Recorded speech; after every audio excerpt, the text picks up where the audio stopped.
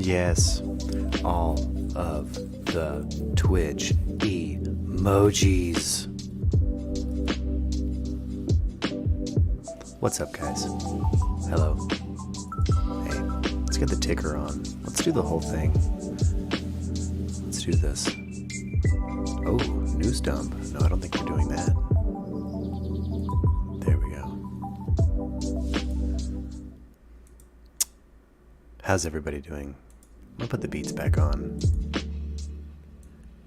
It's Tuesday, and as you guys can probably have, as you guys have probably noticed, excuse me, been busy here at MURKtv. We have a whole lot of content happening, but today I want to hear from you guys. How are you doing? Let me know how you're doing. Why can't I see your chat, your delicious chat on screen? There it is. What up, Allie? What up, Deb? What up, gang? Hi, guys.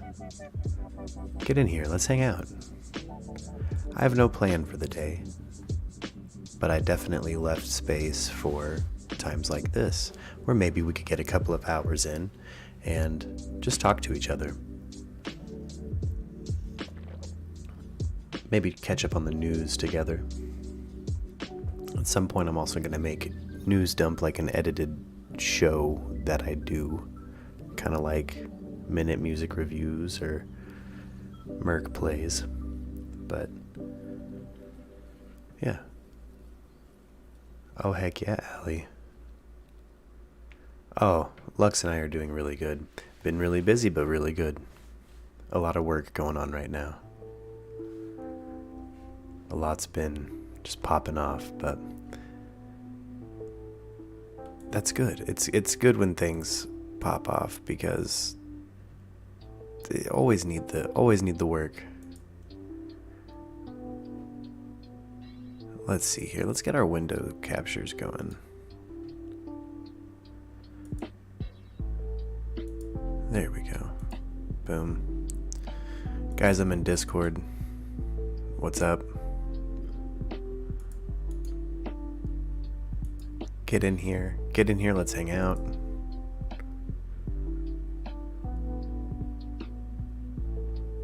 What?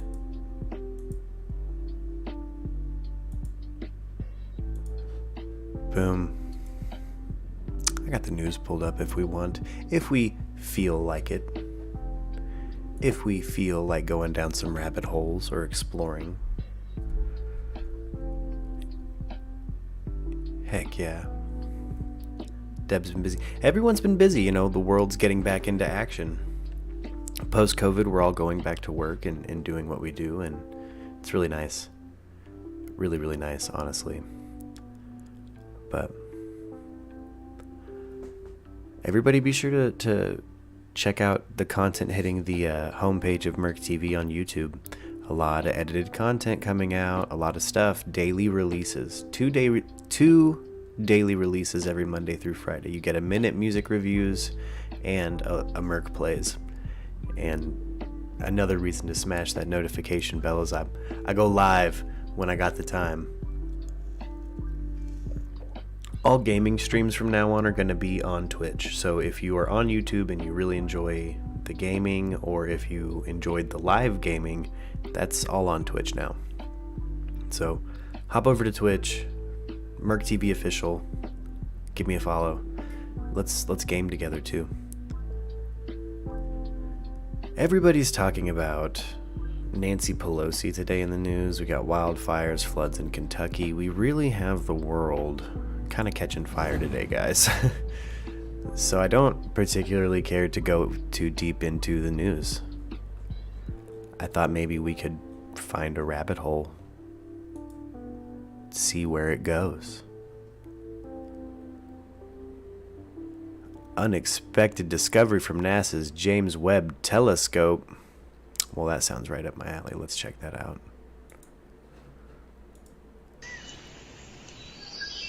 What you got?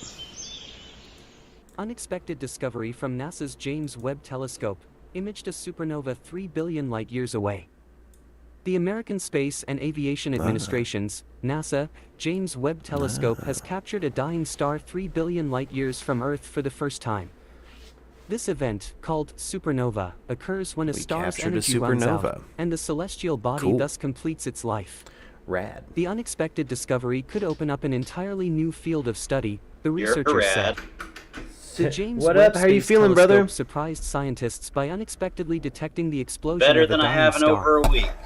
The James Webb Space Telescope's NRCam camera detected an unexpectedly bright object in a galaxy named SDSS.J141930.11 plus 5251593, about 3 to 4 billion light-years from Earth. The object in question darkened over a period of 5 days. It kicked my ass. This suggested that how are you recouping? Like, how did you feel, as strange as it sounds, did you feel that sensation I was talking about, like your body was trying to get oxygen? A little bit, but I didn't have a whole bunch of the respiratory issues until just the last couple days, and then today they seem to mostly have gone away. Oh, that's good. That's good. Ooh, I'm glad you're feeling better. I'm glad it's on the mend, because once you see that little bit of light at the end of the tunnel, you know it's on. You're gonna get better. Losing my sense of taste is what's messed with me more than anything. I would imagine. I bet that was horrible. Losing your sense of taste. I bet. Oh no. I'm sorry you had that symptom.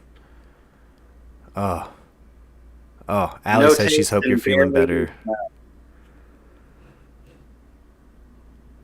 What was that? No taste and barely any smell. Oh no. I was able to taste my food today, so.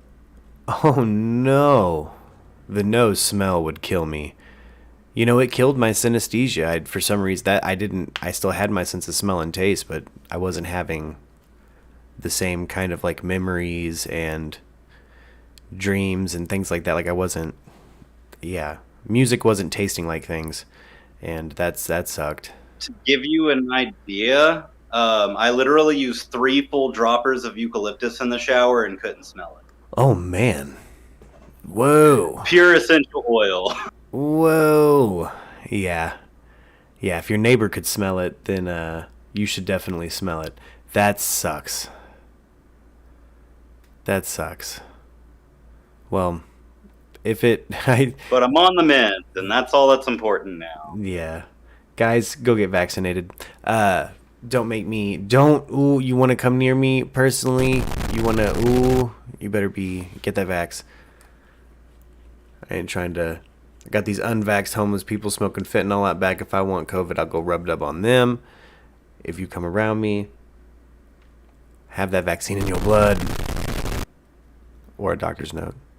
But to answer Allie's question, I've heard a little. Let's check up on Alex Jones. Let's not go to InfoWars. Let's just type in Alex Jones in court, because I know he's in court for the schmandy schmook thing. I worry about monetization with that. His attorney flips off plaintiffs. What? I mean, that's pretty on brand. Okay, so here's the plaintiff's attorney's opening statement. Let's actually check this out. There's one all the way at the end. You got a screen share? Oh, it's coming. All right. Good morning. I knew I was missing a step. Under the rules, the attorneys for both sides are permitted to make their What up, Deb? statements, which shall consist of a brief statement of the nature Get you turned up a little bit. the party expects to prove A little quiet. in the relief sought. Because of the unusual status of this case, I'm going to read a statement similar to the one I read to you yesterday. Might have to keep muting myself. My daughter's in the background as well. Oh. Plaintiffs Neil Heslin and Charlotte Lewis, the parents of one of the children murdered at Sandy Hook Elementary School, have sued Alex Jones and Free Speech Systems, LLC for defamation an intentional infliction of emotional distress caused by public statements made by Okay. Alex Jones and free speech. So, again, here's the thing. Alex Jones, when he initially reported on this, I can confirm he was just citing someone else's story. So I feel like they should be taking that guy, but he did, in fact, he is, I think, kind of guilty of defamation. He did ham on about it. And I feel like any radio person who jumped that deep into a conspiracy theory would really probably face a defamation trial for anything that was proven to be completely untrue. This is a weird one though, because I know Alex Jones didn't start it, but maybe that's not the point here. He did. It might also have to do with the size of his platform. That's very true, because the person who broke it, smaller platform, he pulled some news out of nowhere, it felt like, and then probably off Drudge or something, and put it on his, where he has millions of people that buy his vitamins and stuff. I mean, at least. Yeah. Oh, real quick, As terrifying as that is. tonight's episode of Merk Plays on YouTube is going to be, it's titled "What's Up, Deb?" I made the graphic, Deb. I made the "What Up, Deb" graphic. Editor me came in clutch. Just so you know. It's going to be on YouTube. By the tonight. way, I posted something in the boardroom. If you didn't see that, you should check it out at some point in time today. Oh, yes. Oh. It's involving the last Fall Guys video you posted. I know. Oh, snap. Let me see here. Where is it? Boom. Oh, yeah, it did. Yeah. It should be good now. Cool. I just Yeah. wanted to make sure you knew. No, it did it on my end too. That's why. Okay, so I've stopped with the premieres. If you guys follow on YouTube, I'm not doing the premieres anymore. The premieres are buggy and mess up all the time. They also don't. They only do a standard definition release when you do a premiere, and it froze the last time. So like, What Up, Deb is just gonna hit the Merk Plays playlist tonight at 6 p.m. my time. So every day, 10 a.m. my time, Eastern, Mountain, no daylight savings time. It's 3 p.m. my time. Okay, so 3 p.m. Deb's time. At 10 a.m., minute music reviews. And then 6 p.m. is going to be Merk Plays for the week. It's daily releases. And shout out to Deb, Justin, Barney, everybody that showed up on Twitch while we were shooting this week's content, because I'm going to start doing it. You guys are going to kind of start seeing my flow. We're entering the busy entertainment season, so like tonight, I work tonight, which is a weird shift, and I wanted to make sure to just keep a schedule. But there's an element to my job where I still have to play things kind of loosey-goose, and I only have so much, like, spare time and change. So, like, I've been fine-tuning everything. Like, where can I do this and that? And I'm loving minute music reviews. It's 1 minute. Those are super easy to knock out, and I can share them on social media. So, finally entering a flow. But shout out Deb, Barney, Justin, everybody who showed up this weekend. On the weekends, check Twitch out. We'll probably be on Twitch on the weekends. Oh, man. I'm ready for this trial. This is... I bet this goes off the rails. We're not here to determine if Mr. Jones and Free Speech Systems LLC defamed or Free Speech intentionally Systems. inflicted emotional distress on Mr. Heslin or Mr. Lewis. Let's get right to this guy. I hear you, Judge, but please tell me this guy has a louder mic. Ladies and gentlemen, my name is Mark Bankston, and I'm here to talk to you about two rules first. Well, we would if we were clicking, wouldn't we? Uh-oh, sorry. Tell me about it. Not a problem, Your Honor.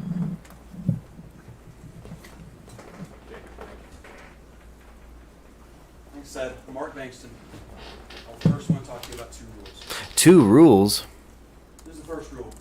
You can't recklessly 2 tell rules. lies about something. You can't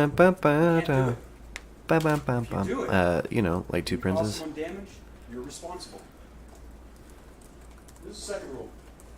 You can't recklessly tell lies about something important to someone. In this case, like the death of their child. Whoa. If you do that, you know you're going to cause them harm. You're responsible for that. You're here because those rules are broken. And they were broken in a way in which the world has never seen before. But before we get into that story, you're going to need to understand Oh. 2 things. That, I mean, size of platform. Justin nailed it. This is Alex Jones and InfoWars. Alex Jones is one of the country's most popular and most influential media personalities. InfoWars is one of the nation's most popular and widely watched media networks. Now, some of you may be That's confused true for some for reason. not knowing You guys out there who actually unironically watch InfoWars are hilarious. widely watched news networks. And the reason is because we now live in a world of bubbles. We now live in a world where we all watch different things. We don't all just turn on the news on one of the 3 major networks and watch it back in like the 1950s. We now live in a world where significant parts of this country get their information from things that other parts of the country would never even see. And over the last decade, Mr. Jones has become incredibly influential over a segment of this country. Yeah, he hit that Joe Rogan. And the thing about Mr. Once you Jones get on is Joe that Rogan, they bruh, operate like most media businesses. everyone knows that's where the real money is. Most media Once you get on Joe businesses- Rogan, Mr. Jones started on radio. Right, that's where he became a big star. But Mr. Jones is one of the first people in Shout this out his country, radio career. media people, to understand the internet and what it could do. And long before most major media organizations even made their first steps into the internet, in the very early days of the 2000s, Mr. Jones was on the internet. And as a result, he has these radio shows, a live broadcast nearly every day. He has an internet website, Infowars.com, where you can view videos, news articles. And he has a YouTube site, or at least he did until very recently. not anymore. Yeah, he does not have a YouTube anymore. On that page. The other thing that's different about Mr. Jones's business Jones is that most clean out of the businesses game on that make their one. money through advertising. And you're going to hear from the evidence in this case that Mr. Jones makes a little money that way. That's how they operate. But the main way that this business operates affects the news they cover. Because what they really do, the primary way the business operates is to sell products. As you see here on the screen, in Exhibit 15. This is another example that you'll see. Got better audio of someone Part typing of what you'll than see in this case. Here's a product called DNA Force. this It dang attorney. claims it's going to overhaul your body's cellular engines and protect you from species. He is Now, also a these kinds of snake oil products salesman, dictate yes. the kind of news that has to be told on InfoWars, because you want to try to attract the audience that will buy these products. So that's what Mr. Jones did. His programming is very fantastical in some respects. In some respects, it's meant to Fantastical. convince you that powerful, shadowy In forces some in the world respects, In most respects. and have put a Like, cloak dude over is reality. And Mr. Jones pretty has- high on his own supply most of the time. That's what his media Uh, is about. And for the past 10 years or so, Mr. Jones has become very influential. This day, I wish they had better audio of this. Gained a position in media, maybe Hear a whole lot of a unlike lady any other media typing. figure in this country. And when he did that, 10 years ago, in 2012, when his popularity was truly exploding, Mr. Jones made a choice. And he I've made that forgotten choice. how it's at the same time. Made that choice. What was that, Deb? I can barely hear you. I have to turn your mic up a bit. That was I've the day forgotten how of the to, Sandy Hook Elementary School shooting. in the chat at the same time as well. Yeah. Oh. When you gotta think back to 2012 when this happened, we've never seen anything like this before. I mean, the idea of someone coming in and slaughtering first graders. Oh, heck yeah. Get some work done, Allie. Crush it. Like a collective state of shock over this. But not Mr. Jones. No, Mr. Jones went right into this is a conspiracy theory. What was his reaction? I found some news that says conspiracy so weird. Going there. It's called Connecticut School Massacre. Looks like false flag, says witnesses. Now what's a false flag? It's interesting, it's an older term. It's a naval term from 17th, 16th century. And what it means is, let's say you were a Spanish ship and you wanted to attack a French ship, but you didn't want to get Spain in trouble. Well, what you could do is you could put up a British flag on your ship. You could What? fly a false flag. That's what that meant. So that you could attack the French ship without getting Spain in trouble. That's where the term comes from. But in the modern sense, in Mr. Jones's world, false flag now means something very different. Ooh. A false flag. I'm gonna break down is the when false a flag police conspiracies. shooting, bomb, Take me there, lawyer daddy. staged by the United States government, and particularly the Central Intelligence Agency, and that it's fake. Didn't happen. I want to show you Mr. Jones on the day of Sandy Hook, as news was coming in of Sandy Hook. On his broadcast, he called Connecticut School Massacre looks like false flag. says witnesses. Ooh, let's get And the you'll day see that of Mr. Jones is footage. talking to somebody who has a relative in Newtown, and he's trying to coax out What? the information to prove that this was a false flag. Of course he was. I said, this is the attack.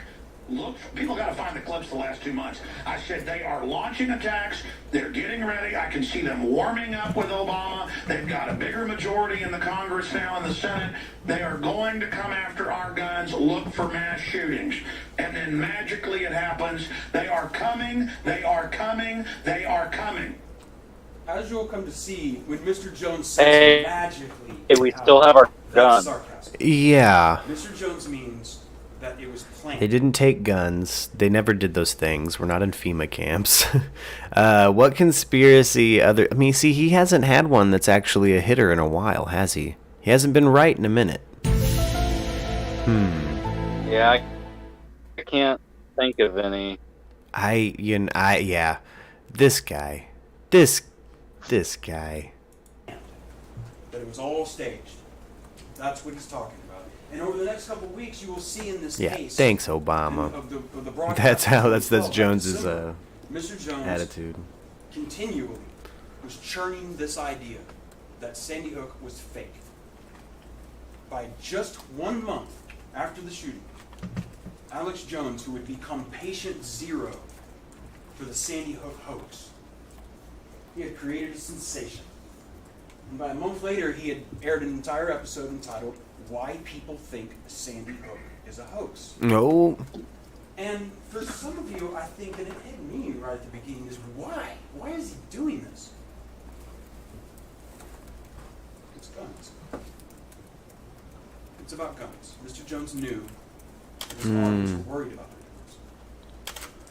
their guns. Rightly, they were worried about, people. It was a wanted fear to buy campaign. Maybe there were going to be some new registration checks, or maybe they were going to ban the AR-15. Right? That's people that had that worry. But Mr. Jones played on that fear. He knew it. He knew they felt it. And so here's what he did. Jones told his audience that Obama was coming for their guns. So he told his audience that Obama staged Sandy Hook. And not that Obama... Yeah, he did. He did say those things. He did say those things. That was his twist on it, was that it was 4 guns. That's right. I mean, he did give his own opinion. That the school was fake. That it This is wasn't a good opening statement. The parents were liars. Paid actors. Your Honor? No, Well, Your Honor, it's ordered that all demonstrative exhibits be shared with the other side before, and this PowerPoint was not. So, these are words that he's saying, overruled. okay. Nah, what? Yeah, you can't try to get him to submit the PowerPoint from his opening statement. Mr. Jones said that the school was fake. It wasn't an operating school. He said that the parents were liars, paid actors. He said the funerals were fake. He did. Their tears were fake. Yeah. Everything was fake. So that Mr. Jones could have this story on his broadcast. This was a massive campaign of lies. That's what the evidence is going to show you. And in fact, it is difficult to wrap your head around it. We have brought for you, we're going to be showing you in this trial, dozens of videos. 44, I believe. We're going to try to show you before it's all over. And we can't show you all of them, and I'm going to tell you why. If we were to sit down and try to watch all the videos that we have about San Diego, if I just put them on and let's play them and let you watch them, and we're going to spend the rest of this week doing it, we couldn't do it. Would not have enough time for you to sit here every single day and watch it. So I'm going to have to show you what I can. I'm going to respect your time in that. We're going to be showing you clips from over years and years and years, and we're going to try to give you the full breadth of what happened. And the other problem we face is we don't even have all the videos.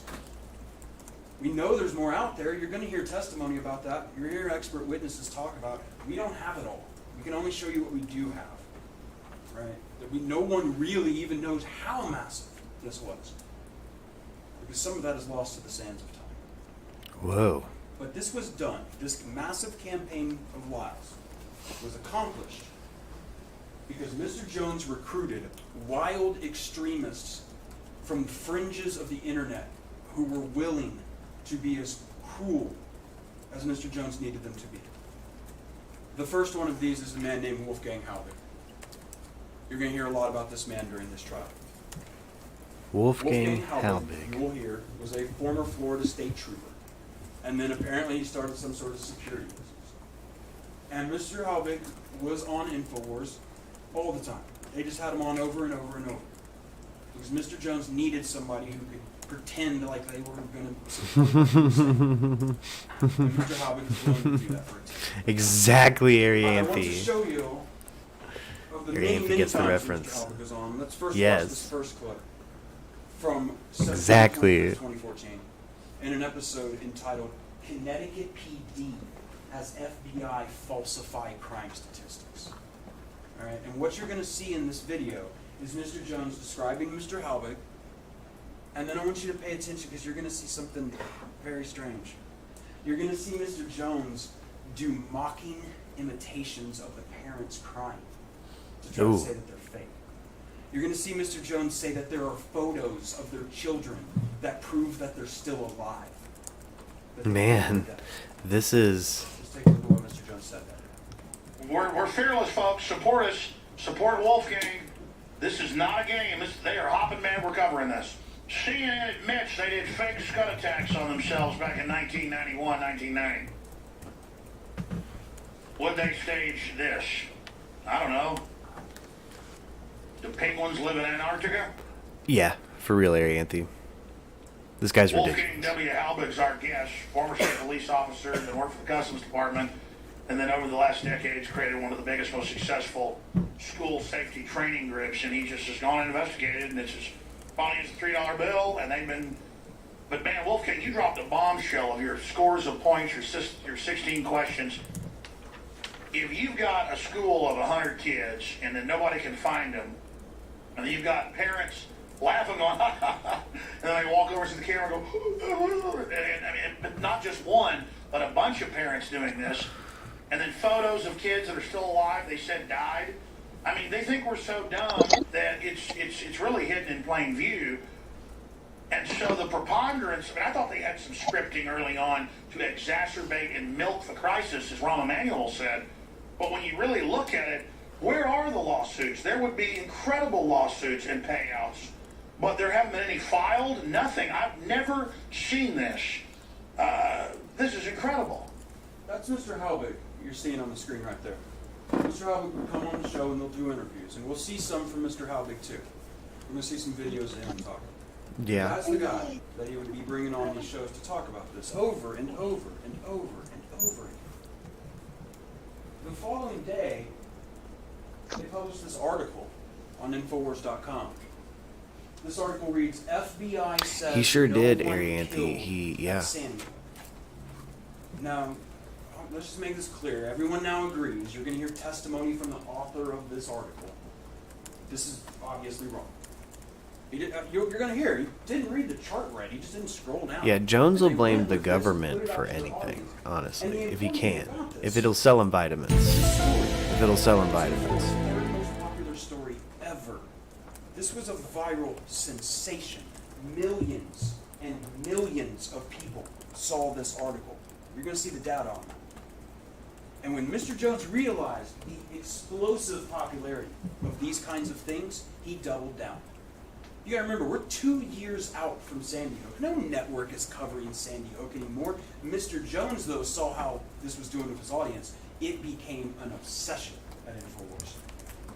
You're gonna see that there are parts Alex of Jones Mr. is nodding his head no. He has his live show, and he has these internet videos he puts up, and he also, he does a radio show. So he has call-in guests sometimes, or call-in listeners, who will call in and talk about things with Mr. Jones. And they were eating the Sandy Hook stuff up with a spoon, and Mr. Jones kept inflaming it. Here's an example from December 29th, 2014. This was called America, the False Democracy. In this clip, you are going to hear Mr. Jones say that these children did not die. Sandy Hook is 100% fake. Whoa. Let's talk to Kevin. Kevin, go ahead. You're on the air. Hi, I'm calling about Sandy Hook. Basically, my take on it is I live about 50 miles from Newtown, and the whole thing is pretty much the next step in reality TV, because with other false flags like 9/11 or Oklahoma City or the Boston bombing, at least something happened. With Sandy Hook, there's no there. You've got a bunch of people walking around a parking lot, is pretty much what it comes down to, and none of the evidence... No, I've had the investigators on, I've had the state police have gone public, you name it. The whole thing is a giant hoax. And the problem is, how do you deal with a total hoax? I mean, how do you even convince the public something's a total hoax? Very hard, because, anytime I talk about this issue with people, you get criticized, blackballed, ridiculed, called every name in the book, or they respond with the magic words. They were saying on TV, there's no statement more proof positive of somebody who's been brainwashed by that stuff, mainstream media, than those words. They were saying on TV. Well, I always tell people the same thing. Go out and prove the official story. And I knew the millisecond this happened with that now fake picture of the kids being let out of the school, that there's nothing that's going to sell this agenda like dead elementary school kids. The general public doesn't know the school was actually closed the year before. They don't know they've shielded all, demolished the building. They don't know that they had the kids going in circles in and out of the building as a photo op, blue screen, green screens they got caught using. I mean, the whole thing. But remember, this is the same White House that's been caught running the fake Bin Laden raid that's come out and been fake. Yeah, it's the he's same getting White House caught. Who got caught running all these other fake events over and over again. And it's the same White House that says, I never said that you can keep your doctor. Crackheads being loud in the back alley. People just instinctively know that there's a lot of fraud going on. But it took me about a year with Sandy Hook to come to grips with the fact that the whole thing was fake. I mean, I'm pretty sure he said immediately that he thought it was fake. Used the crisis, hyped it up, but then I did deep research, and my gosh, it just pretty much didn't happen. This kept up into 2015. The next part of our story. You'll see here another one of these call-in segments in an episode on January 13th, 2015. It was called Why We Accept Government Lies. Same kind of format here, except now Why do Mr. we Jones is accept starting to government add new lies, stuff. Jones? Please tell us. One of the things you'll hear in this video is that now Mr. Jones is saying that there were photos Please tell of me. a child at Sandy Hook that were used to stage a fake mass shooting in Pakistan. All right? It's confusing, but we'll get into it. I want you to take a look at this video from January 13th, 2015. Yeah, when you're trying to, decipher cloak and dagger, dirty tricks, it's pretty hard to do. It's just that when you Sorry, learn no that they were internet funded today. by Western funding, What is that supposed to then you learn mean? that it was the same Amarillo What Lockheed does Connection that mean? underwear bomber. Then those are big red flags that they were patsy provocateurs. The classic MO has been followed. And then And yeah, it kind of becomes a red herring, to say the whole thing was staged. Because they have staged events before, but then you learn the school had been closed and reopened, and you got video of the kids going in circles in and out of the building, and they don't call the rescue choppers for 2 hours, and then they tear the building down and seal it, and they get caught using blue screens, and oh, it's a hangout, Tripper. Comes out in the lawsuit, don't call it a where he's telling hangout. his people, get ready in the next 24 hours. We've been here for capitalize on the years. shooting. So Sandy Hook is a synthetic, completely fake, with actors, in my view, manufactured. I couldn't believe it at first. I knew they had actors there, clearly, but I thought they killed some real kids. And it just shows how bold they are, that they clearly used actors. I mean, they even ended up using photos of kids killed in mass shootings here in a fake mass shooting in Turkey. So, yeah, or Pakistan. The sky is now the limit. I appreciate your call. These old stories on his Shortly after this, old InfoWars stream got its are first YouTube crazy. strike. This means somebody made a complaint against the channel. In this case, it was a father of a victim. There was a father who had complained to InfoWars because their son's photo was used in one of their videos. It was this whole thing about the Pakistan shooting, and we'll get into that. It's not important now. It's obviously a lie. But when they used the son's picture, they complained to YouTube for copyright reasons. That's how they figured they could stop him. So YouTube issued him a strike. But InfoWars smartened up after this, and they realized don't use pictures of children. That's what you're going to see. So from this point forward, you'll see Mr. Jones react about this and say, this is, unjust to me, and I'm going to keep doing it. And it did. It kept up. Mr. Jones had Mr. Halbig all through 2015. And you'll see on March 4th, 2015, in this video, it's of a new bombshell Sandy Hook information intel. Now, before we look at this video, I want to talk about, you've False heard some of them claims. already. Mr. Jones is going to keep repeating these same false claims. He's not questioning anything. You got to make sure there's a big difference here. He's not questioning. He's not going, something fishy might be going on in Sandy Hook. These aren't questions. He's just stating facts falsely. And here they are. You'll hear about Anderson Cooper on a blue screen. You might know about blue screen from like Marvel movies. This is how they composite somebody into something. The argument here is that Anderson Cooper of CNN did an interview with a parent in Newtown, and they weren't really in Newtown. They weren't even They were really in on Newtown. a CNN studio in Atlanta, and they faked it and made it look like Anderson Cooper was there with the parent. But these people weren't even at Sandy. It's a lie. You're going to see it's a lie. It's just a lie. What, Jones? Talking about kids walking in circles, going around the building, doing drills. And you're going to see the video he's talking about in his videos. He's going to play it. And what's most astonishing is the video he's showing, the building in the video, isn't even the Sandy Hook school. Nope. He's lied to his viewers. It's a firehouse in Newtown. And you're going to see that this video is hours later in the day when parents are showing up to pick up their kids, find out what happened.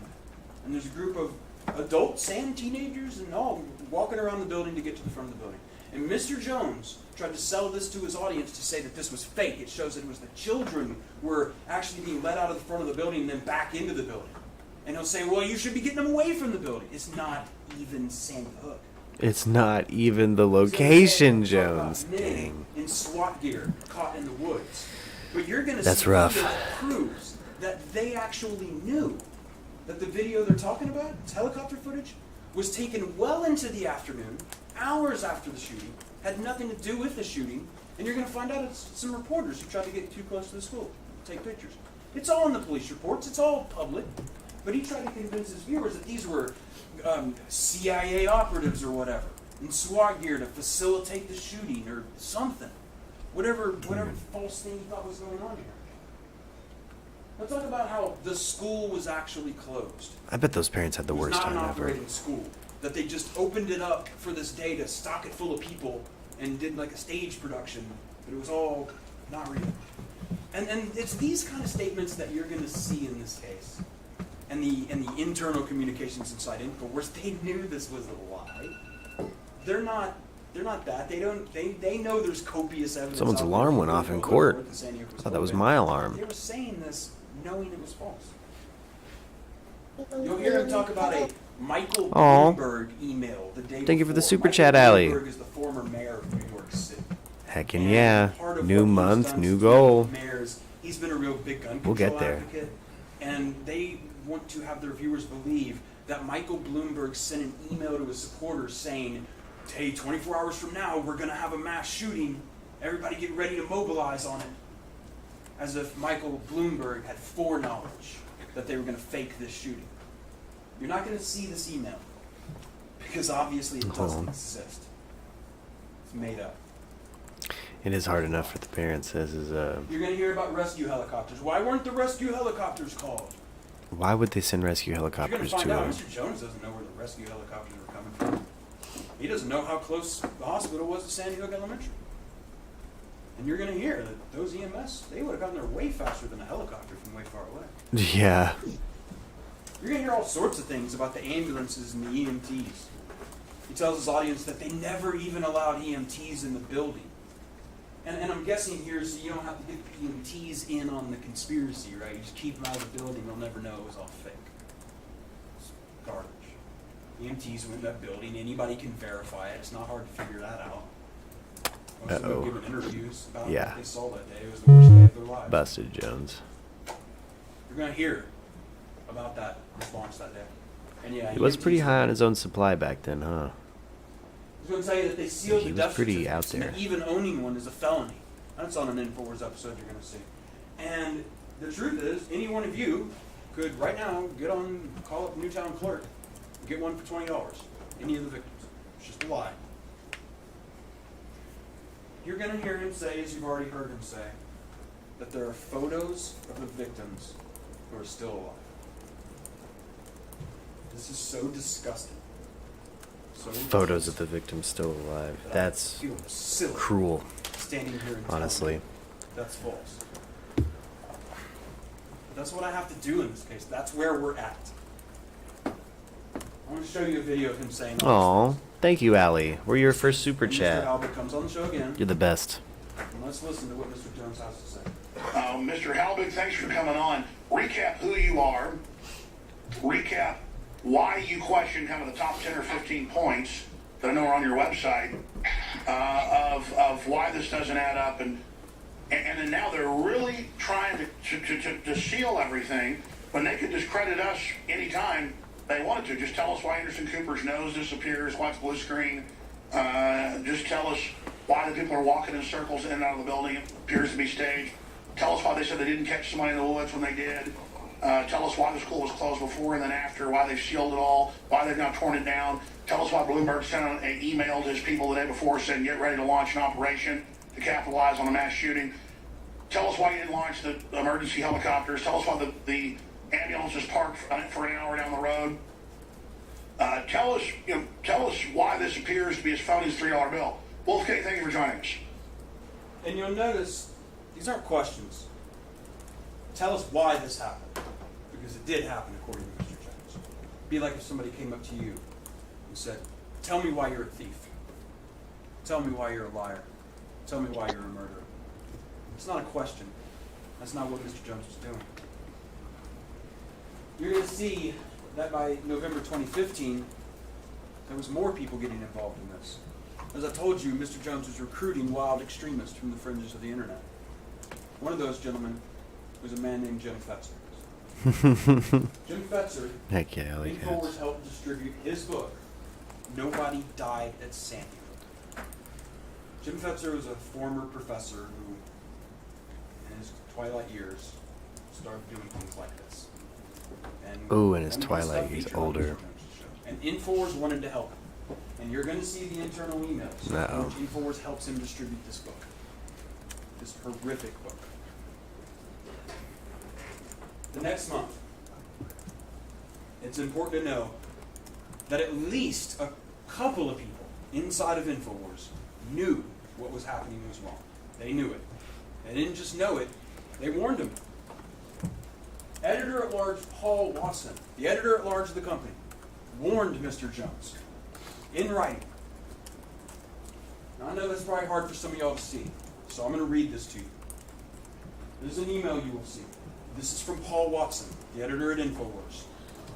to Buckley at InfoWars, who's another managerial employee, and Anthony at InfoWars, who you'll hear is another managerial employee. And he says, sent this to Alex. He says, this Sandy Hook stuff is killing us. It's promoted by the most batshit crazy people, like Rince and Fetzer, who all hate us anyway. Plus, it makes us look really bad to align with people who harass the parents of dead kids. It's going to hurt us with drugs. It started fights within InfoWars. Plus, the event happened 3 years ago. Why even risk our reputation for it? And when he's talking about Drudge, some of you probably know he's talking about Drudge Report, a website that compiles news links. And if a media organization gets featured on Drudge, it gets a lot of traffic. So Mr. Watson wasn't so much concerned about the morality here. He was concerned it's going to make us look bad, and it's going to hurt us with Drudge. It's about money. It was about the bottom line, what he was trying to get Alex Jones to see. And Mr. Watson had very good reason to be alarmed. Not just because of the things that were being said on InfoWars and the things that were being written, but what Mr. Jones was doing on top of it. And one of those things was sending his reporter I haven't heard to that, Newtown, Debbie. Connecticut. And what you're going to see is that this reporter, Dan Bedondi, who we will find out is a former professional wrestler, he went to Newtown and confronted people in Newtown. I want to show you a video of that. This is going to be Mr. Bedondi following around Newtown city officials. And I want you to hear what he says to them. What's this guy's name again? He's the criminal walking on that down the walkway. And this thing that walks up. Trippy crook, piece of shit. He's covering up the whole operation. They had communication with the helicopter. They're lying on the stand. That's perjury, sir. You know what perjury is? These crazy people are harassing these. You're going to jail, criminal. Have fun with your retirement. And you, sir, defending criminals, how do you feel about that? You know, this guy here is somebody out of Central Casting, the flyer. This is the exact person that they would hire to represent criminals, folks. The Sandy Hook truth is coming out, you people going to jail. You can smile all you want, you're going to jail for fraud. Plain and simple. He's not smiling. Infowars.com, the #1 alternative news source in the world. Live right on here. What do you have to say about defending criminals? You're a bunch of frauds, a bunch of criminals. Enjoy your family. And this was on Infowars.com. See those people, folks? They're talking about Sandy Hook. Sandy Hook was an inside job. The thing about this is that I think you can tell from this video, Mr. Bedondi, that reporter, he probably believes this stuff. And he's being, Mr. Jones used him just as much as anybody. This poor guy, not maybe, not the sharpest thinker sometimes, maybe believes this. Mr. Jones doesn't. He was happy to have this happen, and you will see that these videos are featured on InfoWars where they bragged about scaring the people of Newtown. And it wasn't just editor Paul Watson warning Mr. Jones. The warnings came not only from InfoWars employees. Mr. Jones and InfoWars was warned by their viewers that what they were doing was wrong. And you're going to hear about people who are online debunkers. People who were so horrified that they felt they wanted to make it their duty to try to debunk and disprove the things that InfoWars was saying. And those people also contacted the company and let them know in no uncertain terms the potential legal consequences from where this was headed. That happened. But it didn't matter. It didn't matter that they warned them, told them that what they were doing was wrong, told them that what they were doing was false, because InfoWars already knew that. They already knew they were lying. They knew it was false. Here's the thing. You're going to see that you're going to hear testimony from the company that they admit they received a huge volume of emails from Wolfgang Halbig and Jim Fetzer that were crazy. That were crazy. And they admit it. And you're going to hear that they knew that Halbig and Fetzer and others were harassing the parents. And they didn't care. It didn't bother them in the slightest. This kept up into 2016. And One of the things that you might remember about 2016 is the 2016 presidential election. Word. Mr. Jones became a major topic during that election. Some of you may remember, in fact, that Mr. Jones' lies were discussed by Clinton in her campaign speeches. We were watching consequences roll out now, it would appear. Yeah. Mr. Jones fashions himself as a political enemy and rival of Hillary Clinton. And when she said this about him, he was mad, and he decided to respond. So he released a video on November 18, 2016, and it was called his final statement on Sandy Hook. It was not his final statement. It was... Hey, look, I've done that too. I think I've done my final Brian Laundrie video like 18 times. You're going to see a couple things in this video. You're going to see that Mr. Jones, for the first It time, happens. directly addresses the complaints of the parents. But this, he never should have touched it. And Never he's should have gonna touched say it. about that is suspicious. That they protest too much. That they must be hiding something. And at the end of this long rant, you're going to hear Mr. Jones look right into this camera. Is that Deb? Hello? Tell the people directly. He will address the people who say they're parents that I see on TV. And what he says to them is, my heart would go out to you. But the problem is... Yeah, Allie makes a good point. When you're causing known unnecessary harm, you should know better. Jones should have known better. Yeah, you're right. He really should have. And why should anybody fear an investigation if they have nothing to hide? In fact, isn't that in Shakespeare's Hamlet? Methinks you protest too much. So here is my statement for the media when they call up, saying, where do you stand on this? Where I've always stood. When there were other mass shootings, I would simply point out that they're very rare statistically, and why should we all give up our rights because some other bad person does something? A guy with a car runs over 50 people. Do we ban driving cars? It's the same thing. And there have been other instances of shootings that are very suspicious. Aurora is one. Good point. Let's look into that. But this particular case, they are so scared of investigation. So everything they do basically ends up blowing up in their face. So you guys are going to get what you want now. I'm going to start reinvestigating Sandy Hook and everything else that happened with it. I'm on the show signing off from InfoWars.com. If you're watching this transmission, think for yourself. I know it's a thought crime. And then ask yourself, what is it so strange about Sandy Hook and that tragedy? But I will say this, finally, my heart does go out to all parents that lose children, whether it's to stabbings or whether it's to car wrecks or whether it's to stranglings or whether it's to blunt force trauma or murder, firearms, whatever the case is. I'm a parent, and my heart goes out to all parents that have lost children in these tragic events. And so, if children were lost in Sandy Hook, my heart goes out to each and every one of those parents and the people that say they're parents that I see on the news. The only problem is I've watched a lot of soap operas, and I've seen actors before. And I know when I'm watching a movie, I know when I'm watching something real. Uh-oh. Let's look at the Sandy Hook.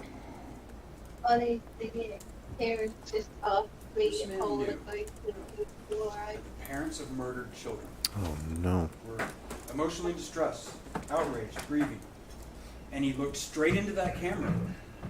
And he said, the only problem is I've watched a lot of soap operas. And I've seen actors before. Yeah, he's I torturing know when them. I'm watching a movie. And I know when I'm watching something.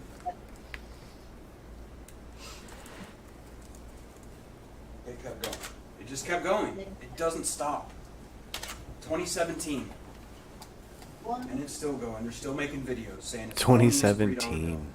In fact, one of those from that year that I want to talk to you about was called Sandy Hook Vampires Exposed. Oh, this is when Jones starts going into their And in drinking. that video, Mr. They Jones did do says some to the that kids, but they media, were Central Intelligence, the parents trying to that get their see the parents adrenochrome. he sees on the news, people who were the fake crisis actors, people who were faking the interview with Anderson Cooper, they're all vampires. Which is a bizarre theory, And he says, honestly. all the same fake stuff again. The school wasn't even open.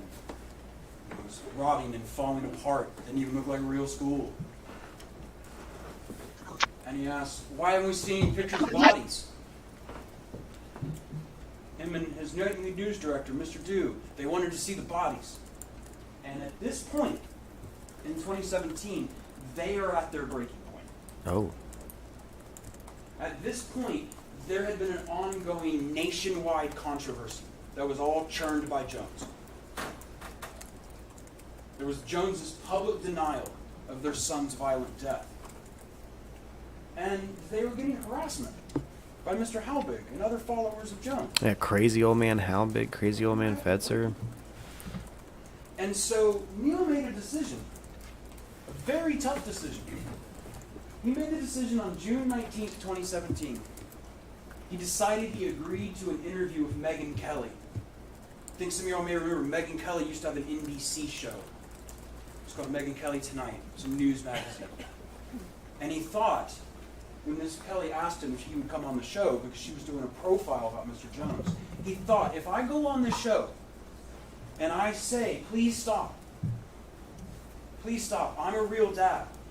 He thought if Mr. Jones was able to look him in the eyes and see him, that he could solve this. And so he went on Ms. Kelly's show in front of a national televised audience and said, look, I'm a real dad.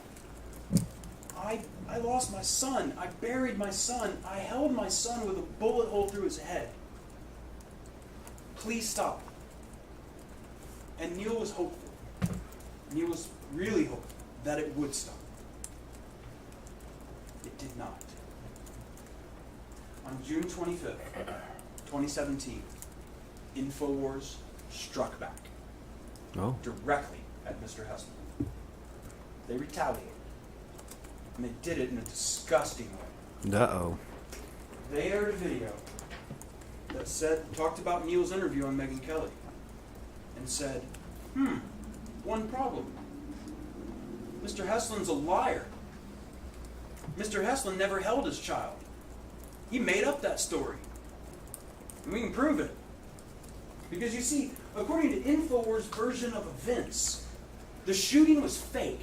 And all these fake actor parents, who were like paid actors of the CIA, were given a cover story. And one of the easiest parts of their cover story, apparently, was that they didn't release the bodies of the children to the parents.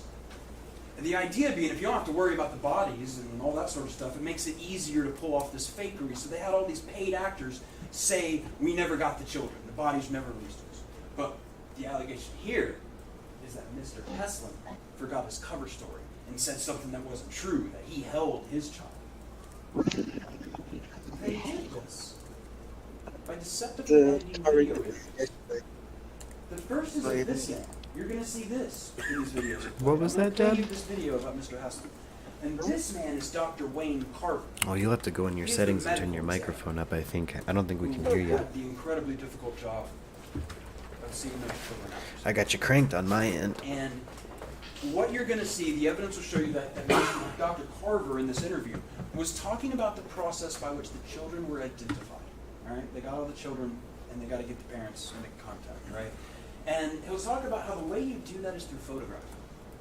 Right? You don't want, the reason you do that is it's less traumatic, and you don't want to bring a parent into the room of a body of a child that's not there. Oh, you're got you, Dad.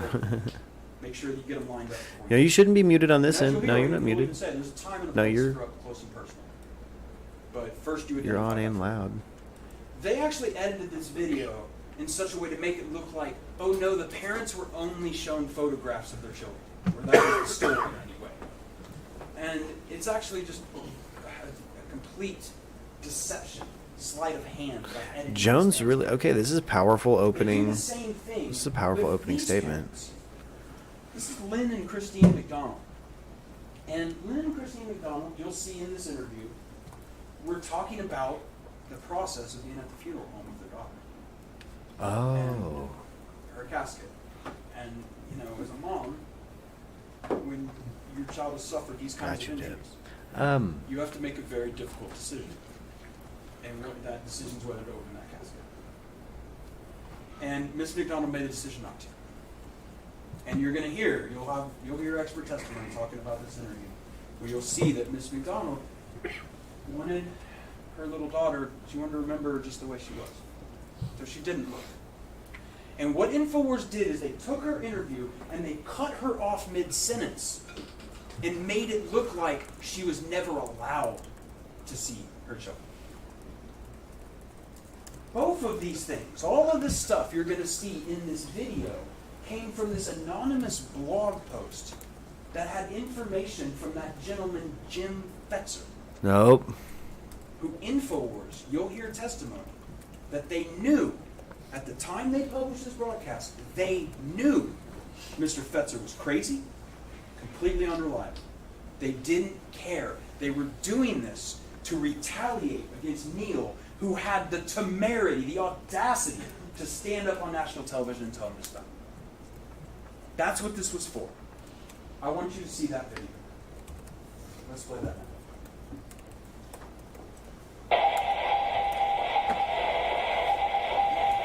This is from, okay, classic Alex Jones intro. So folks, now here's another story. You know, I don't even know if Alex knows about this, to be honest with you. Alex, if you're listening and you want to, or if you just want to know what's going on, Zero Hedge has just published a story.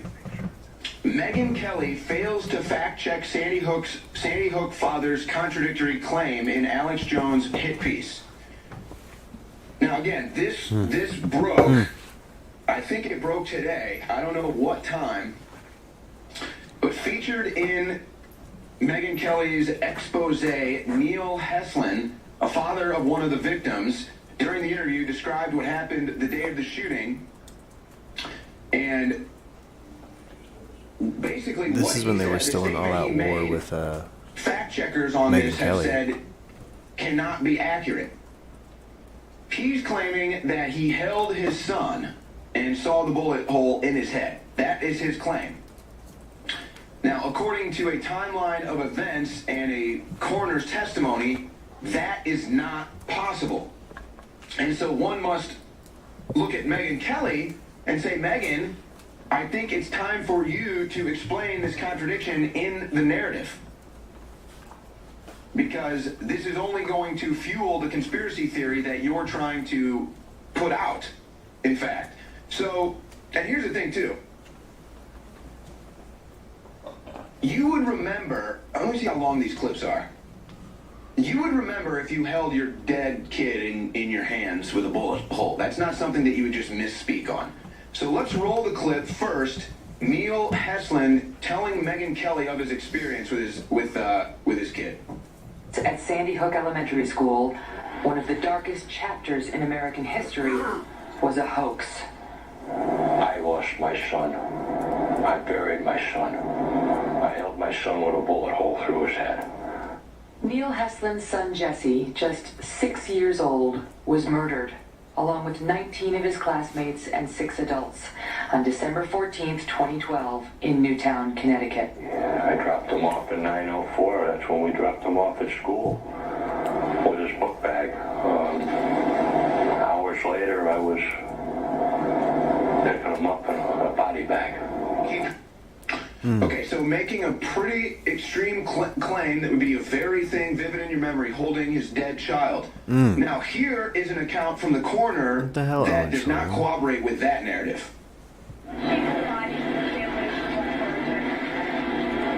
We did not bring the bodies and the families into contact. We took pictures of them, of their facial features. You have, it's easier on the families when you do that.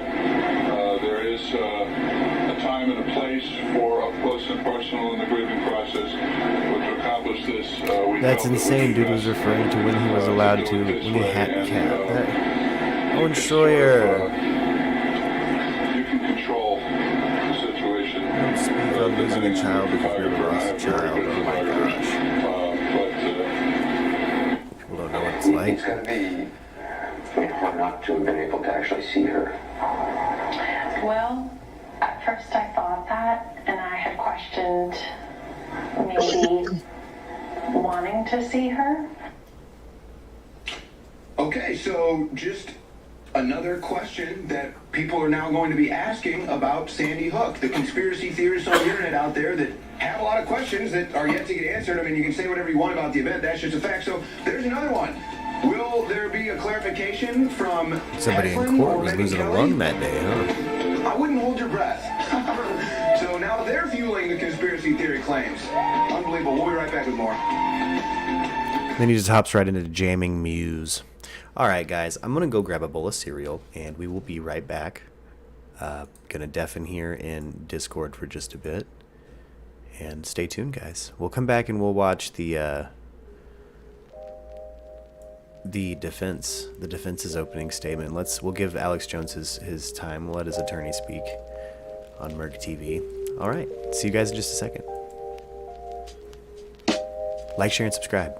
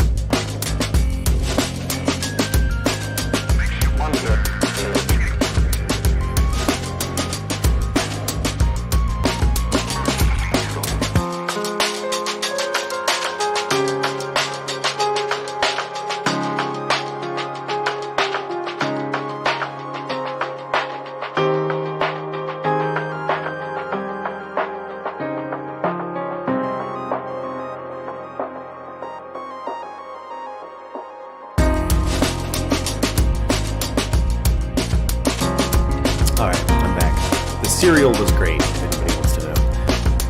The cereal was perfect.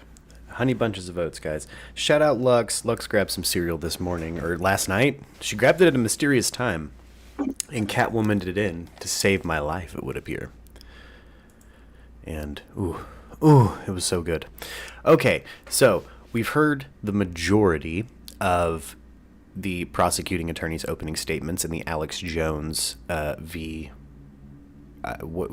it's the defamation. It's a defamation trial. What's the family? I forget the name of the family. Don't at me. Anyway, let's hop over to the defense attorney's statements. Let's check this out. I have your honor. All right, you may proceed. May it please the court. Yes.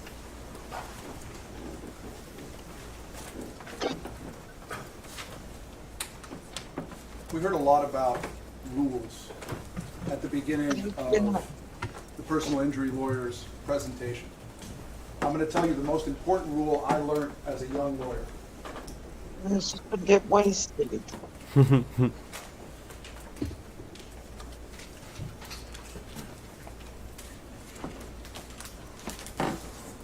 Just pick it up. Why is he doesn't have a PowerPoint? Don't lie. Why is he going to write this out? This is crazy. In case anybody can't read my handwriting, that says do not lie to the jury if you hope to get the verdict that you've requested. What? Yeah, we know what it says. You took the time to write it out. The truth is going to come from that witness stand. It's going to be in the documents, the records, the evidence. My mentor, who I'm lucky enough to have sitting at this table with me, told me a long time ago to keep track of the other side's opening statement and write down their misrepresentations so you can come back to the jury in closing argument and show them where they haven't kept their word. You see, a lawyer's opening statement is not like a politician's speech. What? I suppose. You don't get to see if the politician is going to keep her word before you vote for her. You get to see if we keep our word. Yeah, he should have made. That's why he was mad about the PowerPoint. He didn't make one. In this case. He's hitting him with the 1800s. My name is Andino Reynal, and I am honored to represent Alex Jones and FSS. He is one of the most polarizing figures in this nation. And I'm honored to represent him, not because I agree with everything that he says, but because I believe in his right to say it. And I believe in every American's right to choose. Yeah, but when you have a massive platform, friend. And what they listen to, and what they believe. When you damn near form a political party on F that guy. Mr. Bankston's first lie came at 9:37 a.m. when he said that InfoWars was one of the most significant networks in the USA. In fact, the evidence will show that in 2018, InfoWars was completely deplatformed. You will not find InfoWars on YouTube. You will not find InfoWars on Facebook. You will not find InfoWars on Twitter. You will find it absolutely nowhere. Mr. Jones has been canceled. Yeah, Mr. Jones did have everything taken away. For statements that are related to this case. Statements we don't dispute were wrong. Alex Jones has the cough. In order to render a just verdict, you need to understand and be able to see all the evidence and understand the chain of events and understand what he said and when he said it.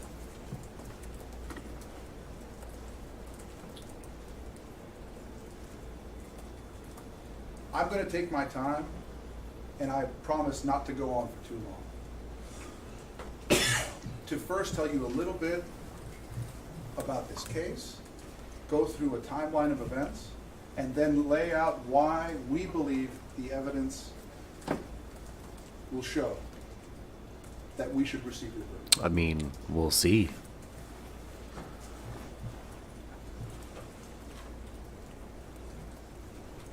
On December 14th, 2012, Adam Lanza, a mentally disturbed young man in Connecticut, woke up early. He got a .22 caliber bolt-action rifle, went to his mother's room, and shot her in the head while she was sleeping. He then armed himself with a long gun and 2 pistols, and some reports say he drove by the high school where he'd been a student, saw 2 police cars, and diverted to the elementary school.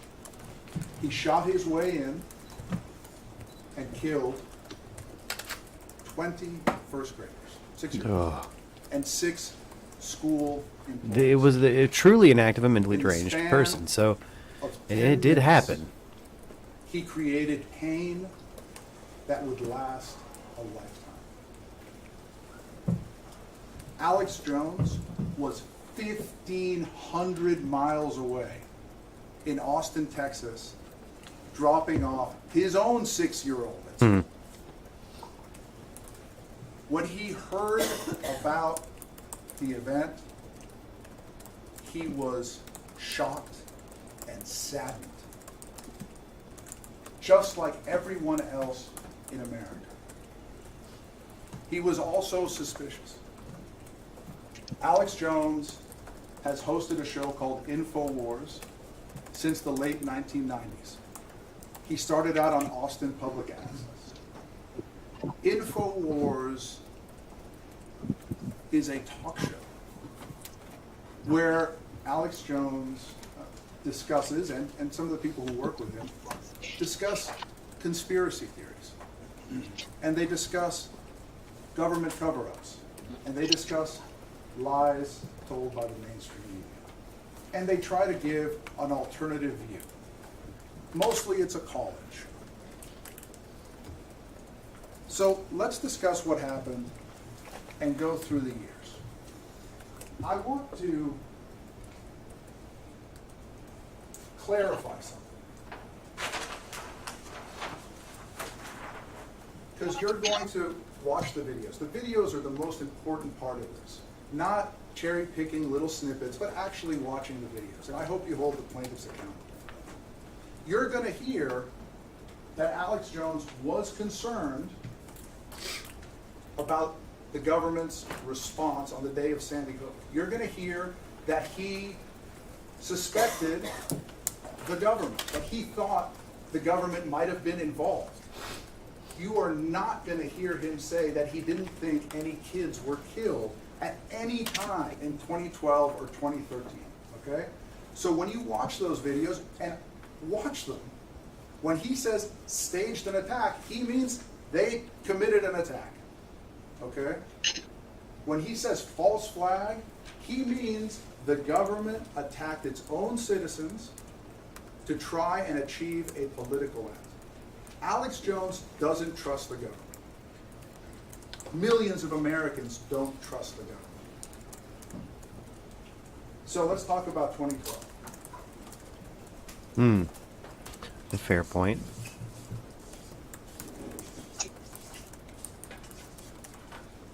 And the first thing I want to talk about is what happened in the immediate aftermath of the Sandy Hook murders.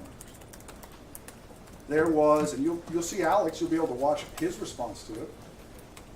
Like him, everyone was heartbroken across the nation and across the world.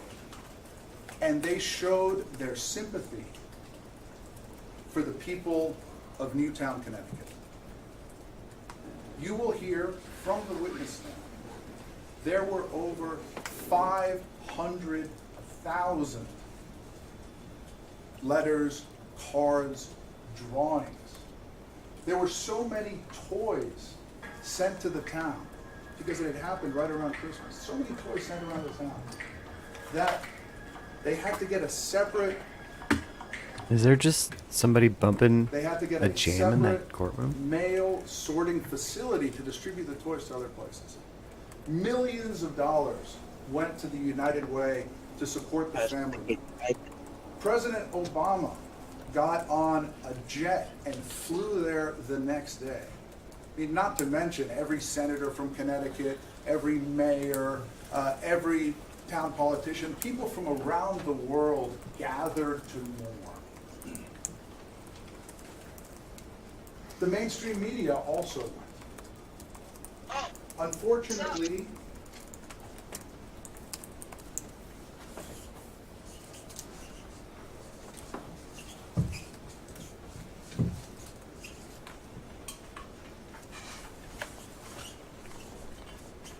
Why didn't he bring a PowerPoint? This is infuriating. mainstream media.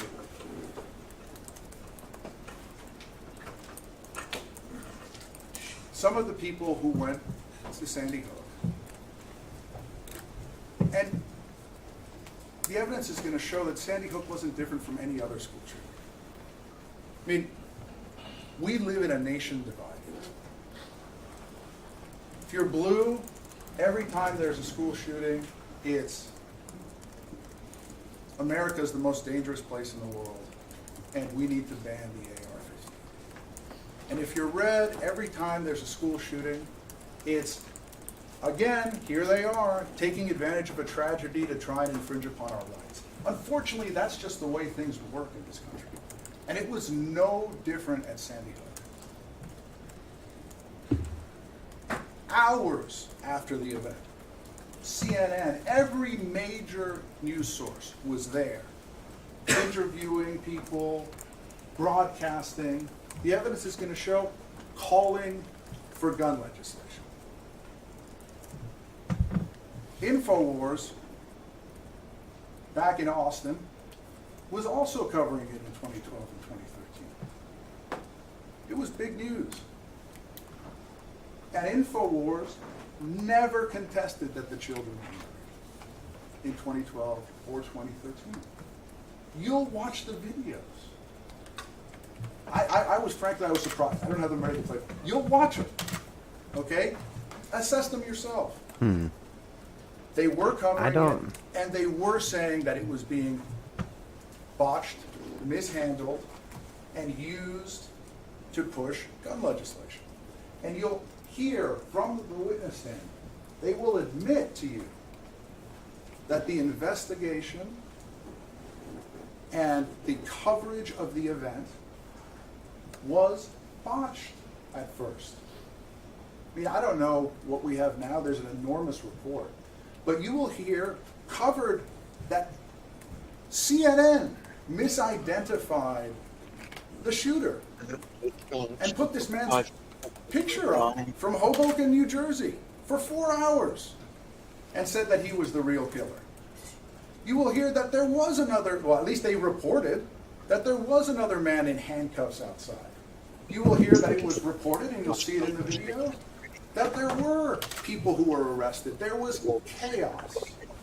And we all know that that's what happens after these events, okay? Unfortunately, in this case, the chaos, the bad coverage, led a lot of people to doubt.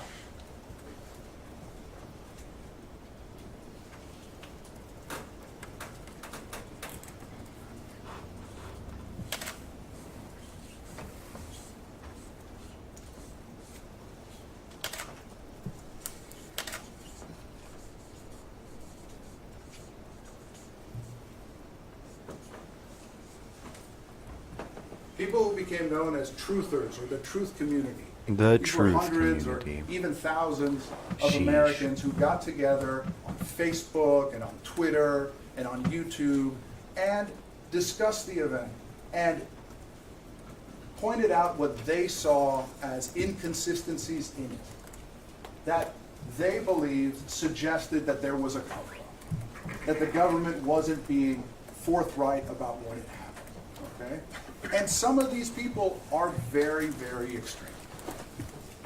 Okay? They are. I want to mention 4 people in particular because they were leading members of the truth community. All right? They were all over YouTube. And you'll hear that some of the videos they made got 10 million views. This was big news.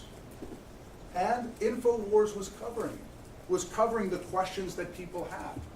Because InfoWars believes in people's right to question information. And they were interviewing these people and saying, hey, you have questions about Sandy Hook. What are they? Okay? Now there did come a time when Alex was taken in, right? And did become, for a time, one of those people. We're not hiding that. But it wasn't in 2012 and it wasn't in 2013. The four people are Dr. James Fetzer, who was a professor at the University of Minnesota at the time, Dr. James Tracy, who was a professor at Atlantic Florida University of Media Studies at the time, Wolfgang Halbig, who you'll see, who was a Florida state trooper, And crazy Loco for who Choco did Puffs. work for the Seminole County Education Board, and who claimed to be a school safety expert, who had been interviewed on multiple channels and had even testified before Congress. Some of that now, 2020 hindsight, I don't think is true. Okay, but he presented himself that way at the time. And if you understand the news cycle and how it works, commentators, people on talk shows, they get information, they run with it. Alex Jones was wrong to believe these people. But he didn't do it out of spite. The evidence will show that he did it because he believed it, because he thought it was important coverage, because he thought But did that he these people had a right do it to to specifically, say what they were doing. That a citizen has a right to bring get on heat to those InfoWars families? and talk about what their questions Because I feel like he was calling out those families. So, let's talk about the bad facts. I mean, we talked about brutal honesty. You couldn't say that.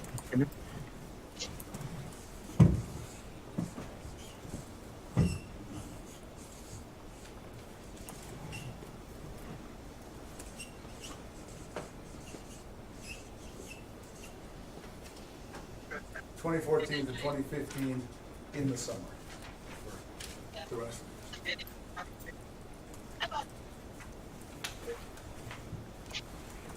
Summer Alex of Jones 2015. has apologized repeatedly for the coverage that he gave to Sandy Hook from 2014 to the That's summer. very true, Justin.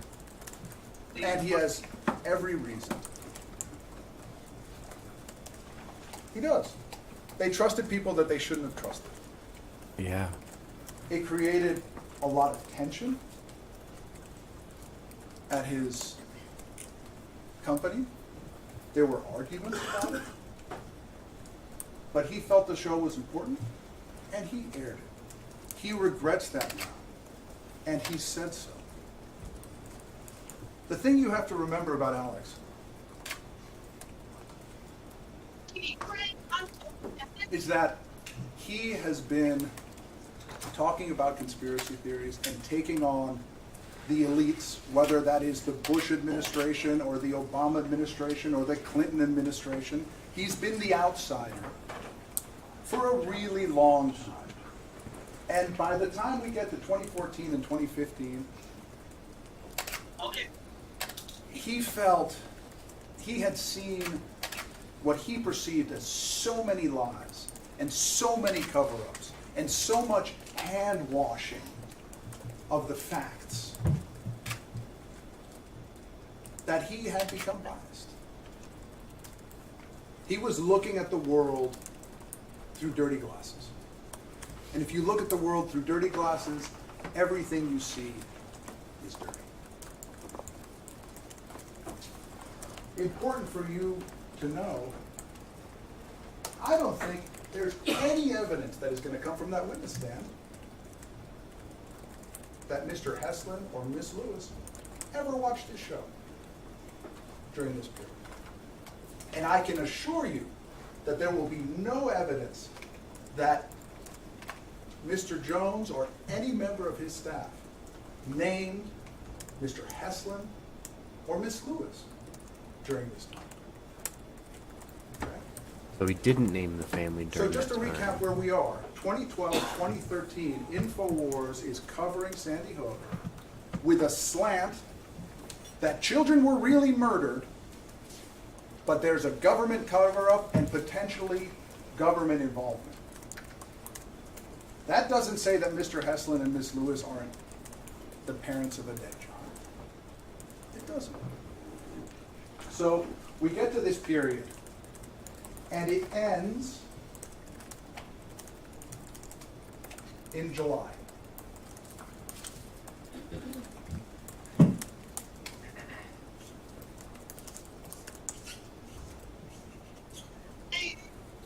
And after July, we have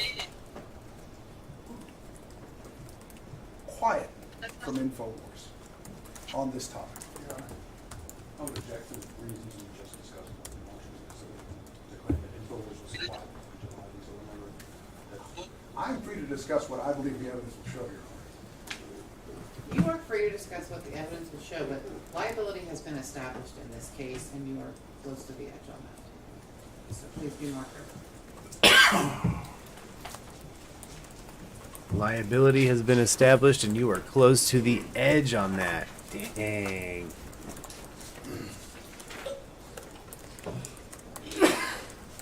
It's not looking good for Jones.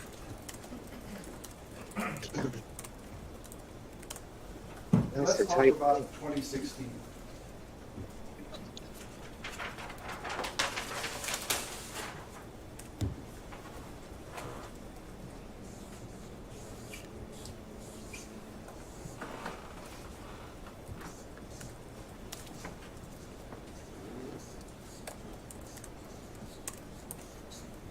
It was an election year.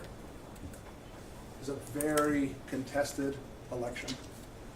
2016, when Jones put on the suit full time and became And Mr. full Jones, Trump. for the first time in his entire career, Full pro Trump. supported a candidate. And he was associated with Donald Trump. Hillary saw that as a liability for Trump and made Alex a big part of her campaign, saying that Alex had repeatedly said on his show that Sandy Hook hadn't happened. By this point, So Hillary Alex Clinton? didn't believe that. So on November 18th, Ooh, it would appear I hear a little bit of hip hop, 2016. Debbie. he put out a video called Final Statement on Sandy Hook. And you'll have the opportunity to watch that video. And I think you should But not insist you when on you watching speak, that Debbie. video. Turn your It's mic up. compelling, just like every video that's going to come into evidence. Because only then can Mic you understand what really happened. It's supposed to be muted. Oh. He said, I want to reach out to the victims of I thought that's what you meant when you typed it in and chat listen earlier, but I was like, to no, clarify you haven't been where I muted at all stand this whole on Sandy time. Hook. The last 3 or 4 years, the mainstream media has made attacks against me, and I said no one died. I couldn't tell if you were talking to me or it's you're still super quiet right now, but I got you cranked on my end. I've But always said I'm not really sure of what happened. I don't know I why can see I'm not based on muted. the evidence why people might I'm say still not nobody muted. died, but I don't know what happened. I know mass shootings happen. The official story, however, of Sandy Hook has more holes in it than Swiss cheese. And he still believes that.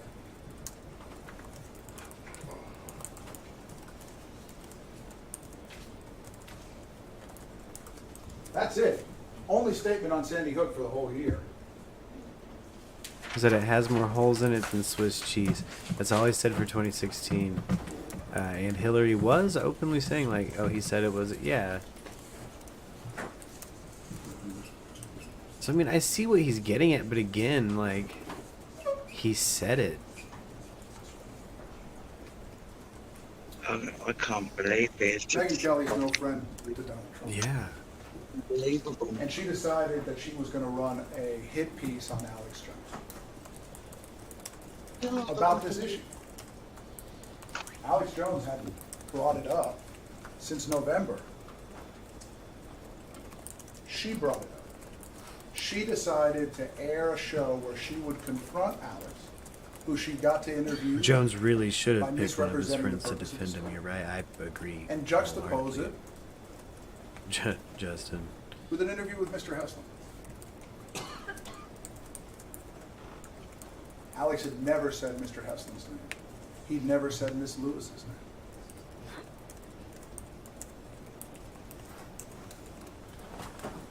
The show is about to air. And before it airs, Alex says, I need to clear the air because this is going to misrepresent me. Twitch emoji time. And he says, Twitch emojis. in a piece, I believe children died there. So the show airs, and afterwards, a young reporter at InfoWars Or he shouldn't have sees picked one of his friends an to defend him. article Yeah. on a website called Zero Hedge. And that article is in evidence.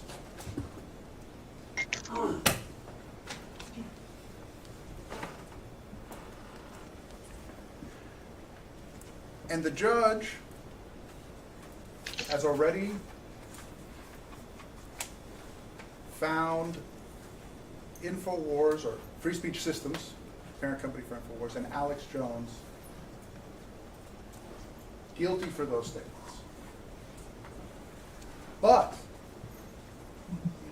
you are free to consider the intent with which they were made in determining whether they were made maliciously or in good faith. And you're going to hear from the reporter who made the statements. Your Honor, I'm going to have to object again to the found context. So you're gonna have to explain the difference between defamation and intentional infliction of emotional distress.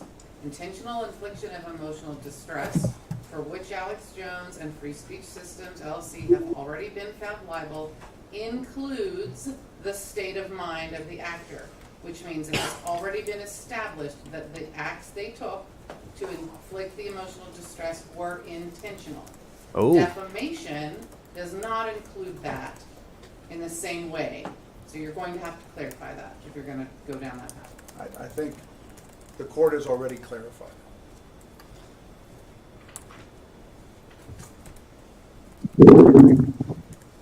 You see, this is the article. It's in evidence.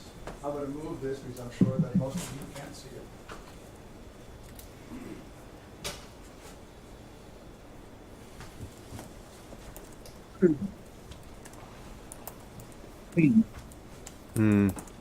He seems almost like feels like he's And been basically, bullied. the article, It's like I don't feel like his defense should have brought more you can heat. fact check me. But basically, the article says that Megyn Kelly isn't doing a good job fact checking her sources because she didn't run down a seeming inconsistency between what the coroner said about the parents not being brought into contact with the bodies on the day of the shooting and what Mr. Heslin said about holding his child on the day of the shooting.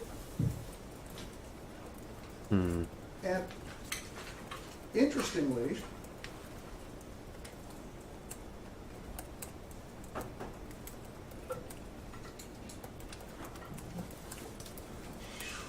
Get to it, attorney. it states Alex Jones' official position is that he believes children died in the shooting.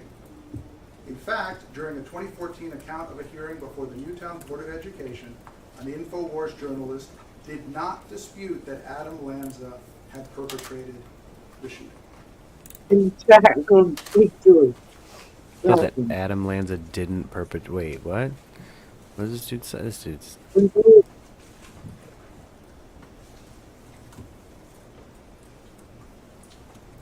I'm almost. There are 4 big reasons why I'm going to come back to you at the end of this case and ask for your verdict. The first reason is because when you look at the totality of the coverage, the evidence will be that InfoWars' coverage of the Sandy Hook incident between 2012 and 2018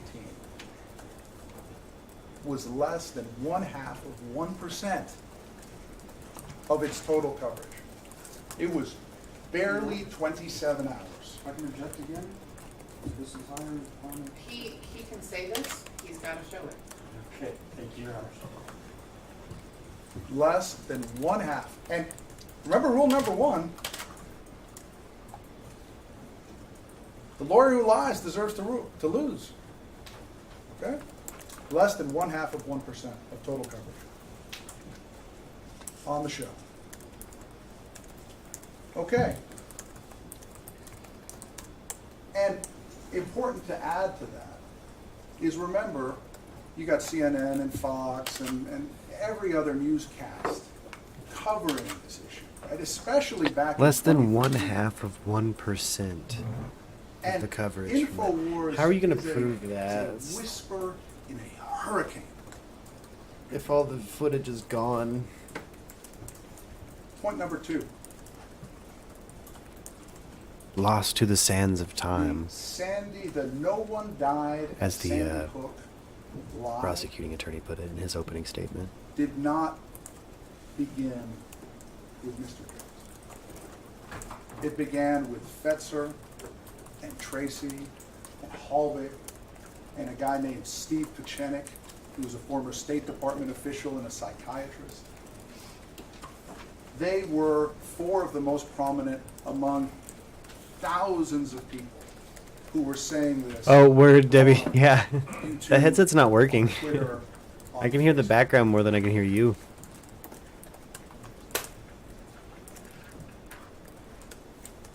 Given that, it brings me to point number 3. You are still allowed to decide how much damage Alex Jones caused.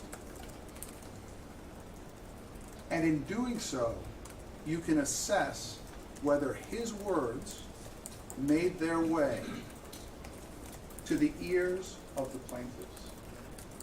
You can assess whether anybody was moved to act by anything that Alex Jones said.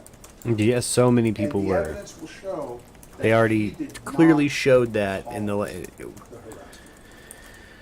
Oof. You should have brought video or a PowerPoint or anything. Number 4, That's rough. Mr. Bankston, the personal injury lawyer, talked about this a little bit. Heck yeah, Deb. Actual damages.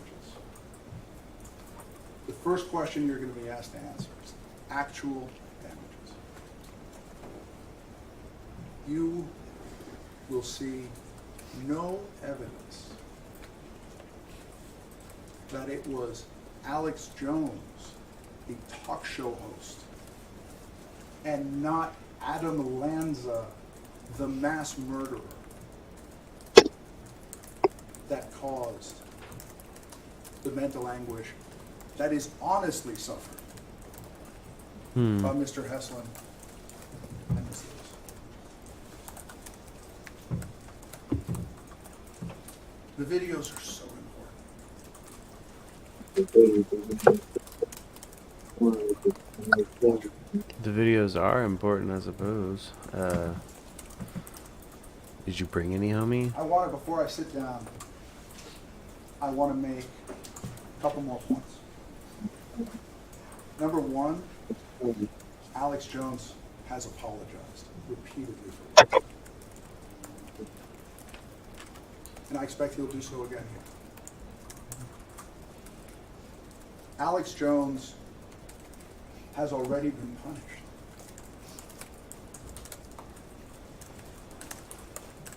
Yeah.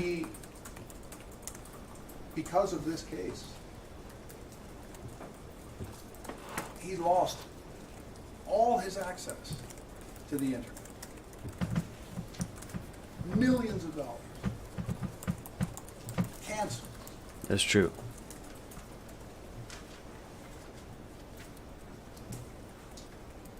He regrets what he did. And he's paying a price for it. He's paying a price for it today. He pays a price for it every time somebody on the street chases him and says, "You killed the children at Sandy Hook." And throws coffee on it. And because he's been canceled, nobody can hear his side of the story. Nobody can see the texture of reality. We are not cardboard cutouts. We are all real complex people. People make mistakes. They pay for it. They want to tell you this is the great Satan. This man is not a cardboard cutout. He's a human being just like every one of us with his own ideas. You will be able to... And he can be wrong, and he is wrong sometimes. Yeah, he does have he does have a website. He is on the internet. You to ask yourself at the end of this case. That is true. We check it all the time on stream. That's true. By personal injury lawyers to get just compensation for damages that were actually experienced? So we'll actually... Or is this a cynical attempt by personal injury lawyers to enrich themselves while silencing see, I don't think this is... a political opponent? I think this gauntlet is just going to keep on going. Just going to keep on... Oh, I'm going to mute you, Dib. It's just going to keep on happening like that. Let's see. Let's check on Alex Jones, though. Let's just hop over to Infowars.com and see what's popping. What's he got going on? The tax arena.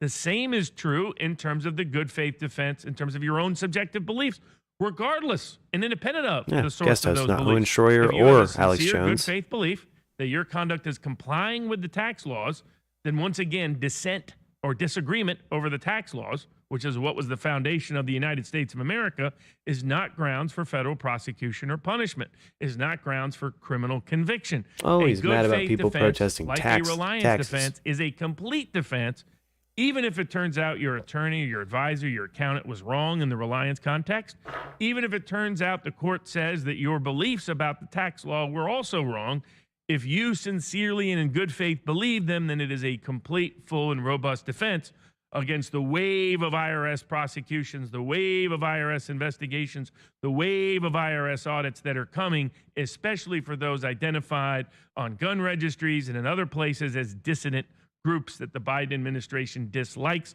for political reasons.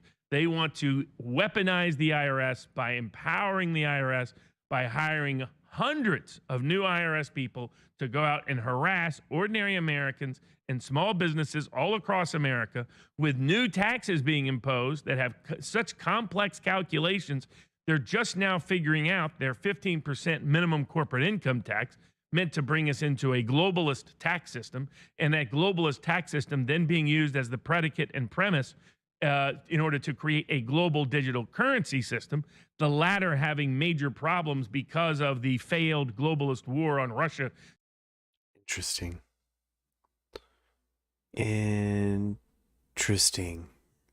I kind of like the guy's tax rant, but I'm going to bring it down for the day. Stay tuned for this evening, 6 p.m. Mountain Time, so later this evening, check out Merk Plays. It's going to be the What Up Deb episode. Check out Minute Music Reviews. Tomorrow at 10 a.m. it's going to be Amputecture. Amputecture by the Mars Volta. Going to review that. Or a quick 1 minute review of that is coming out. So again, check out Minute Reviews. It's only 1 minute. Give me a time. Thank you guys. I will see you guys probably tomorrow. Thursday. Daily releases on YouTube. Bye.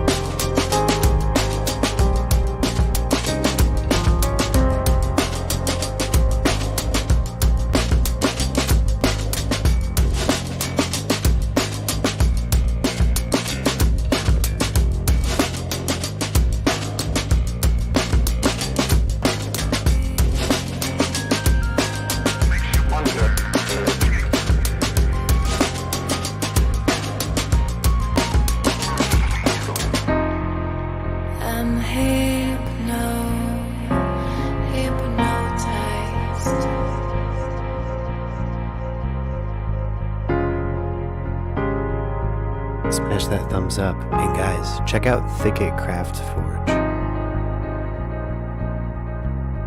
on Instagram. The ad is in the description of this video.